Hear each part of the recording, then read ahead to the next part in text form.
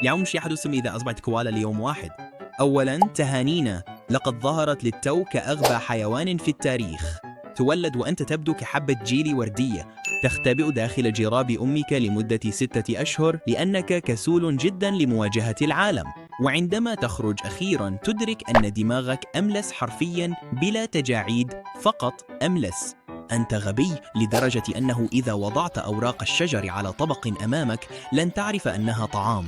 سوف تموت جوعاً وأنت تنظر إليها. يجب أن تكون على الشجرة، أحمق. نظامك الغذائي عبارة عن أوراق سامة تجعلك منتشياً ونعساناً طوال اليوم.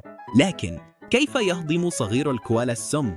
عن طريق أكل حساء أمه الخاص. تنبيه: إنه البراز. تأكل براز أمك، مقرف. وأخيراً تكبر وترغب في الزواج. تصرخ مثل خنزير يخنق فقط لتجد صديقة، لكن بعد ذلك يظهر مخلوق يدعى الإنسان، يحرق منزلك ويصيبك بالكلاميديا. مبروك، لقد انقرضت الآن. نعم،